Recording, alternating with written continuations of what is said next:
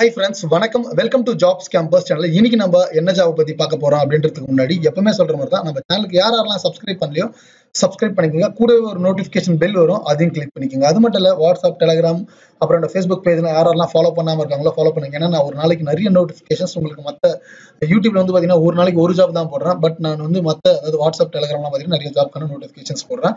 மறக்காம ஃபாலோ பண்ணா உங்களுக்கு யூஸ்ஃபுல்லா இருக்கும். ஓகேங்களா? இன்னைக்கு நம்ம என்ன ஜாப் பத்தி பார்க்க போறோம் அப்படின்னு பாத்தீங்கன்னா நிறைய பேருக்கு தெரியும் வேலூர் முதன்மை மாவட்ட நீதிமன்றத்துல வந்து பாத்தீங்கன்னா ஜாப் நோட்டிபிகேஷன்ஸ் போட்டிருக்காங்க. இது வந்து நேத்தே போட்டாங்க நிறைய பேர். பட் நான் வந்து லேட்டு தான் என்னோட அபிஷியல் பிசினால. ஓகேங்களா? இது வந்து பாத்தீங்கன்னா ஒரு அப்ளிகேஷன்ஸ் விண்ணப்ப படிவம்னு சொல்லுவாங்க. அப்ளிகேஷன்ஸ் வந்து எங்க கிடைக்கும் அப்படின்னு தயவு செய்து கேட்காதீங்க. டிஸ்கிரிப்ஷன் பாக்ஸ்ல லிங்க் கொடுத்திருப்பேன். இதோட அபிஷியல் வெப்சைட்லயும் கொடுத்திருப்பேன். நீங்க டவுன்லோட் பண்ணி யூஸ் பண்ணிக்கலாம். அது மட்டும் இல்ல அபிஷியல் நோட்டிபிகேஷன்ஸ் எந்த ஒரு வீடியோ போட்டாலும் அது வந்து என்னோட டிஸ்கிரிப்ஷன் பாக்ஸ்ல கொடுத்திருப்பேன். அப்ளிகேஷன் எப்படி ஃபில் பண்ண முதல்ல சொல்றேன். அதுக்கப்புறம் யார் யார் எலிஜிபிள் அப்படின்றத பார்க்கலாம். வீடியோவை ஸ்கிப் பண்ணாதீங்க. ஸ்கிப் பண்ணாம பார்த்தா தான் புரியும். அதனாலதான் ஃபர்ஸ்ட் வந்து பாத்தீங்கன்னா உங்களோட என்ன போஸ்ட்டுக்கு அப்ளை பண்றீங்க. நிறைய போஸ்ட் இருக்கு. முதல்ல இருங்க நான் என்னென்ன போஸ்ட் அப்படின்னு சொல்லிடுறேன். ஏன்னா அப்பதான் உங்களுக்கு அப்ளிகேஷன் ஃபில் பண்றதுக்கு ஈஸியா இருக்கும்.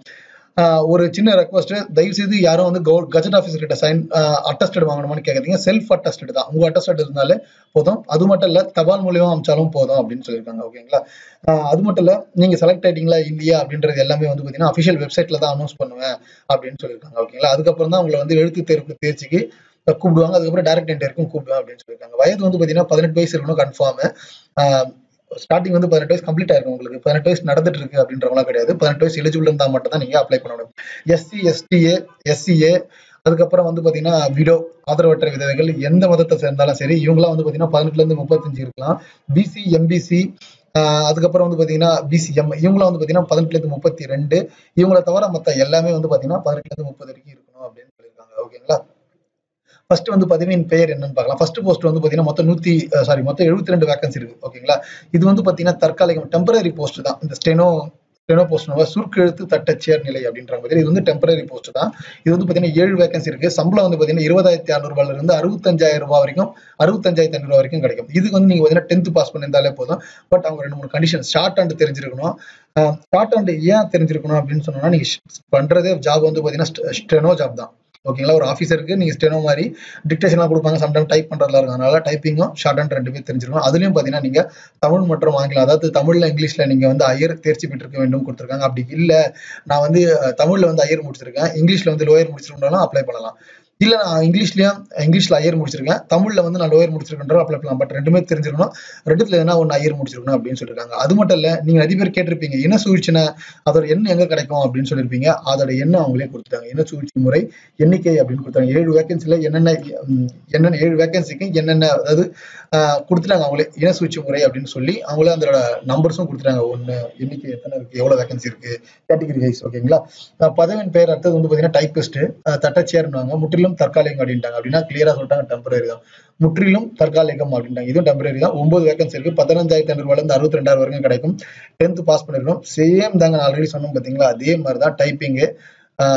அதாவது வந்து பாத்தீங்கன்னா ஷார்ட் ஹேண்டுக்கும் இந்த போஸ்ட் அதாவது தட்டச்சியா இருக்கும். ரெண்டுத்துக்கும் ஒரே மாதிரி குவாலிஃபிகேஷன்ஸ் தான். டிஃபரெண்ட் அந்த அளவுக்கு எதுவும் இல்லை.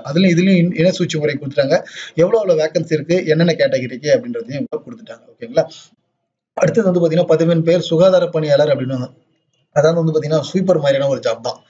பெருக்கிறது அந்த மாதிரியான ஜாப். இது வந்து பாத்தீங்கன்னா 12 வேகன்சி இருக்கு. 15,500 ரூபாயில இருந்து 50,000 ரூபாய் வரைக்கும். இது வந்து கவர்மெண்ட் ஜாப் தான். இதுக்கு வந்து பாத்தீங்கன்னா தமிழ் எழுத படிக்க தெரிஞ்சாலே போதும். ஓகேங்களா? 12 வேகன்சி இருக்கு. என்னென்ன கேட்டகரி நீங்க பார்த்து தெரிஞ்சுக்கலாம். ஓகேங்களா? பதவியின் பேர் நைட் வாட்ச்மேன். இதுக்கு வந்து பாத்தீங்கன்னா 19 வேகன்சி இருக்கு. 15,500 ரூபாயில இருந்து 50,000 வரைக்கும் சேலரி கிடைக்கும். இதுவும் தமிழ் எழுத படிக்க தெரிஞ்சாலே போதும். ஓகேங்களா? என்ன கேட்டகரிக்கு இப்ப நாங்க வந்து ஜெனரல் வச்சுக்கலாம். எனக்கு வந்து பாத்தீங்கன்னா 4 வேகன்சி இருக்கு. அதுதாங்க இது. சிம்பிள் தான். அதுக்கப்புறம் வந்து பாத்தீங்கன்னா துப்புரவு பணியாளர். இதுக்கு வந்து பாத்தீங்கன்னா இதுல வந்து சின்ன ரெஸ்ட்ரிக்ஷன்ஸ் கொடுத்திருக்காங்க. என்னென்ன போஸ்ட்டுக்கு வந்து ஆம்பளைங்க மட்டும்தான். இரவு காவலர் பணிக்கான விண்ணப்பங்களை ஆண்கள் மட்டுமே அதாவது வந்து மேல் கேண்டிடேட் மட்டும் தான் பண்ண முடியும். நைட் வாட்ச்மேனுக்கு வந்து ஃபீமேல் கேண்டிடேட் பண்ண முடியாது. கிளியரா? ஏன்னா நைட் வாட்ச்மேன் வந்து ஃபீமேல் கேண்டிடேட் பண்ண முடியாது. உங்களுக்கே தெரியும். அதனாலதாங்க. ஓகேங்களா? துப்புரவு பணியாளருக்கு வந்து பாத்தீங்கன்னா 14 வேகன்சி இருக்கு. 15,500 ரூபாயில இருந்து 50,000 இருக்கும். இதுக்கு தமிழ் எழுத படிக்க தெரிஞ்சாலே போதும். நீங்க என்னென்ன கேட்டகரியில எவ்வளவு வேகன்சின்றதை மட்டும் நீங்க பாத்துக்கலாம். ஏன்னா ஒன்னொன்னு நான் சொன்னா ரொம்ப லென்த்தி ஆயிடும் வீடியோ. அதனாலதான். அப்புறம் வந்து முழுநேர பணியாளர் மசாலா ஆச்சின்னுவாங்க. இது வந்து பாத்தீங்கன்னா 11 வேகன்சி இருக்கு. 15,500 ரூபாயில இருந்து 50,000 சேலரி. இதுக்கும் தமிழ் எழுத படிக்க தெரிஞ்சாலே போதும். ஓகேங்களா? கடைசி நாள் அதாவது லாஸ்ட் டேட் வந்து பாத்தீங்கன்னா 24/2/2019 தான் லாஸ்ட் டேட். சாயந்தரம் 5:45 போய் சேரணும். செல்ஃப் அட்டஸ்டேஷன் இருந்தாலே போதும். அது மட்டும் இல்ல, உங்களோட டாக்குமெண்ட், உங்களோட எஜுகேஷனல் டாக்குமெண்ட், உங்களோட ஜாதி சான்றிதழ், அதுக்கப்புறம் முன்னாடி என்ன எக்ஸ்பீரியன்ஸ் இருந்தா, நான் வந்து எனக்கு வந்து ப்ரிஃபரன்ஸ் வேணும், அதாவது எனக்கு வந்து நான் எஸ்சி கேட்டகரி அப்படின்னா அதோட சம்பந்தப்பட்ட சர்டிபிகேட், அதாவது பாத்தீங்கன்னா ஊனமுற்றவரா இருந்தாலும் சரி, இல்ல ஆதரவற்ற விதவையா இருந்தாலும் சரி, இல்ல இன்டர் கேஸ்ட் மேரேஜா இருந்தாலும் சரி, இல்ல நான் பிஎஸ்டிஎம் தமிழ் மீடியம், அதாவது பர்சனல் ஸ்டடி தமிழ் மீடியம் வழிக்கல்வி முடிச்சிருந்தாலும் சரி, நீங்க வந்து அதோட சர்டிபிகேட், கன்சென்ட் சர்டிபிகேட் கண்டிப்பா வைக்கணும். அது மட்டும் இல்ல, நீங்க செல்ஃப் அட்டஸ்டட் ஒட்டணும். போட்டோ வந்து ரீசெண்டா இருக்கிற இடத்துல கொடுங்க. போட்டோ ரீசெண்ட் போட்டோ கொடுக்குறது நல்லது. அதுக்கப்புறம் வந்து பாத்தீங்கன்னா ₹25 வந்து நீங்க ஸ்டாம்ப் போட்டணும் அப்படின்னு சொல்லியிருக்காங்க. ஓகேங்களா, அதை மறந்துட போறீங்க. அதுக்கப்புறம் என்ன அட்ரஸ்க்கு அனுப்பணும் அப்படின்னு பாத்தீங்கன்னா, முதன்மை மாவட்ட நீதிபதி, முதன்மை மாவட்ட நீதிமன்றம், வேலூர் 6,32,9,2009 இந்த அட்ரஸ் தான் நீங்க அனுப்பணும். லேட் ஆச்சுன்னா கண்டிப்பா ரிஜெக்ட் ஆயிடுவாங்க. அதுக்கு முன்னாடி சின்ன சின்ன இன்ஸ்ட்ரக்ஷன்ஸ் எல்லாம் கொடுத்துருக்காங்க. அப்ளிகேஷன் ஃபில் பண்றது முன்னாடி இதை படிங்க தயவுசெய்து. ஓகேங்களா, எல்லாமே ஜெராக்ஸ் தான் அனுப்பணும், ஒரிஜினல் அனுப்பக்கூடாது அப்படின்னு சொல்லியிருக்காங்க. அது மட்டும் இல்ல, உங்களுக்கு எதனா தகவல், அதாவது நான் வந்து செலக்ட் ஆகிட்டேன்னா நான் மெரிட்ல அதாவது என்னோட ஸ்க்ரூட்னி பண்ணுவாங்க பாத்தீங்கன்னா, உங்க டாக்குமெண்ட்லாம் நீங்க அனுப்புன டாக்குமெண்ட் எல்லாமே வந்து பாத்தீங்கன்னா வெரிஃபை பண்ணுவாங்க. வெரிஃபை பண்ணிட்டு வந்து உங்களுக்கு அஃபிஷியல் வெப்சைட்ல நீங்க செலக்ட் ஆகலையா அப்படின்றத இந்த வெப்சைட் தான் கொடுப்பாங்க. அந்த district.ecode.gov.in.velur இந்த இதில் தான் கொடுப்பாங்க. அப்படின்னா தமிழ்நாடு வேலூர் ஸ்லாஷ் அப்படின்னு கொடுப்பாங்க. இந்த 2 வெப்சைட்ல உங்களுக்கு தெரிஞ்சிடும். இங்கிலீஷ்ல இருக்க அப்ளிகேஷன், சில பேருக்கு இங்கிலீஷ் தெரியும், அவங்களும் இங்கிலீஷ்ல தேவைப்பட்டா இங்கிலீஷ்ல ஃபில்அப் பண்ணிக்கலாம். ஓகேங்களா, வேற ஒன்றும் இல்லை. மேக்ஸிமம் அதுக்கப்புறம் அப்ளிகேஷன் எப்படி ஃபில்அப் பண்றது அப்படின்னு சொல்லிடுறேன். இது வந்து ஃபார்மேட் தான், நீங்க இதுவே எடுத்தாலும் ஒன்றும் பிரச்சனை இல்லை.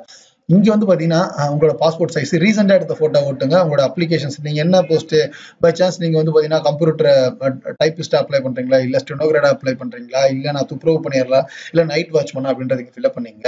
அதுக்கப்புறம் உங்களோட பெயர் கேபிட்டல் லெட்டர் நீங்க எழுதுங்க. பிளாக் லெட்டர்ன்றது ஒரு கேபிட்டல் லெட்டர்ல கொஞ்சம் டார்க்கா எழுதுங்க. ஓகேங்களா, அப்புறம் உங்க தந்தை கணவர் பெயர், பிறந்த தேதி, என்ன நீங்க ஆனா பெண்ணா அப்படின்றது, அதுக்கப்புறம் கல்வி தகுதி என்ன படிச்சிருக்கீங்க. இப்ப நான் வந்து 10th அவங்க வந்து தமிழ் எழுத படிக்க தெரிஞ்சாலே போதும் அப்படின்னு சொல்லியிருக்காங்க.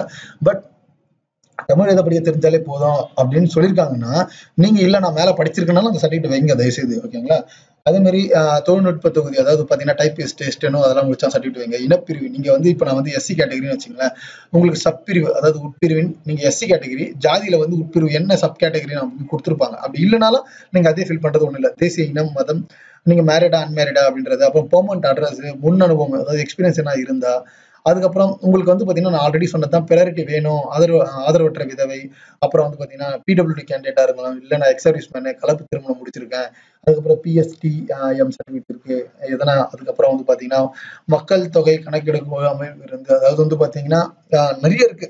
எல்லையோர ராணுவ பணியில இருந்து குறைந்தபட்சம் 6 மாதத்திற்கு மேல் பணிபுரிந்து இருந்திட வேண்டும் அப்படின்னு கொடுத்துருக்காங்க. இதுல என்ன எந்த சர்டிஃபிகேட் இருந்தாலும் நீங்க கண்டிப்பா ஆமன் எழுதுங்க. பட் சர்டிஃபிகேட் கண்டிப்பா வைக்கணும். ஓகேங்களா, அதுக்கப்புறம் தமிழ் வழிகட்டுறதா சொன்ன பாத்தீங்களா, பிஎஸ்டிஎம் அப்படின்னா personal study in Tamil medium, அது இருந்தா கண்டிப்பா சர்டிஃபிகேட் வைங்க. அது ரொம்ப ரொம்ப நல்லது. அதுக்கப்புறம் உங்க மேல என்ன வந்து கேஸ் என்ன இருந்தா கொடுங்க, இல்லைன்னா இல்லைன்னு விட்டுருங்க. ஓகேங்களா, மேக்ஸிமம் எல்லா பேஜுமே கவர் பண்ணிருக்கேன்னு நினைக்கிறேன். பை சான்ஸ் எதனா விட்டுருந்தா தப்பா நினைக்காதீங்க. கமெண்ட்ஸ்ல உங்களுக்கு என்ன டவுட்னா கமெண்ட்ஸ்ல கேட்கலாம். அஃபிஷியல் இந்த அப்ளிகேஷன் ஃபார்ம் வந்து பாத்தீங்கன்னா டிஸ்கிரிப்ஷன் பாக்ஸ்ல கொடுத்துருக்கேன்.